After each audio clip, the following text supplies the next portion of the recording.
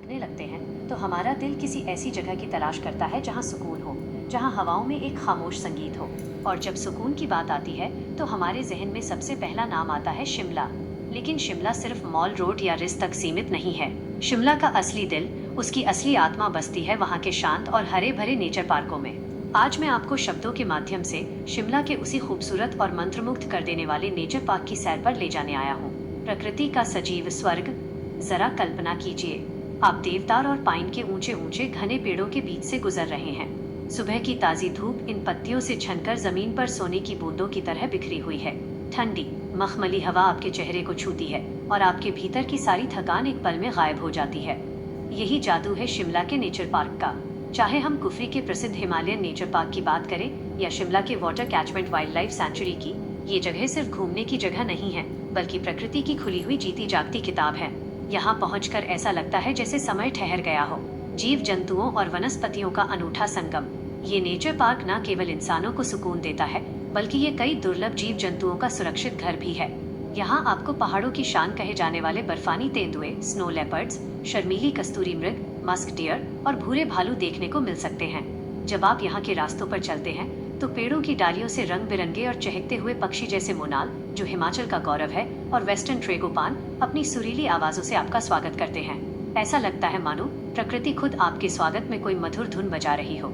यहाँ की वनस्पति, यहाँ के फूलों की खुशबू और मिट्टी की सौंधी महक आपके मन को पूरी तरह से मोह लेती है।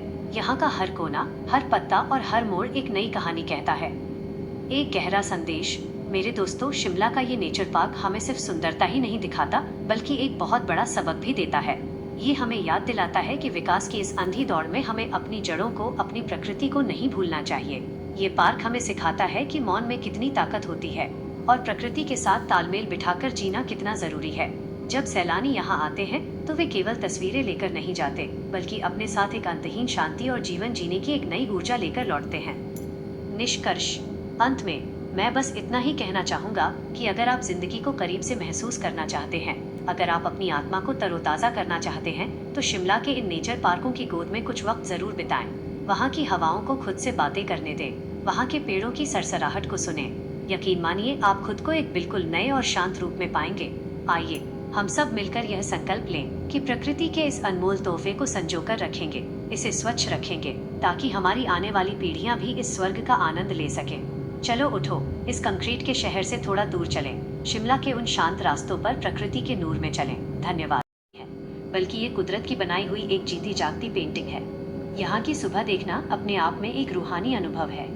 जब कोहरे की सफेद चादर धीरे धीरे पहाड़ों से सरकती है तो ऐसा लगता है मानो कोई मखमली पर्दा उठ रहा हो। देवदार के ऊंचे ऊंचे दरख्त, पेड़ ऐसे खड़े हैं जैसे आसमान को छूने की जिद लिए सदियों से पहरा दे रहे हों। जब सूरज की पहली किरण इन पेड़ों की पत्तियों पर जमी ओस की बूंदों पर पड़ती है तो पूरा जंगल हीरों की तरह चमक उठता है। यहाँ की खूबसूरती सिर्फ देखने में नहीं, बल्कि सुनने में भी है। शहरों का शोर यहाँ आकर एक मुकम्मल खामोशी में बदल जाता है, एक ऐसी खामोशी जिसमें हवाओं की सरसराहट है, सूखी पत्तियों पर हमारे कदमों की आहट है और दूर कहीं बहते झरने का संगीत है। यहाँ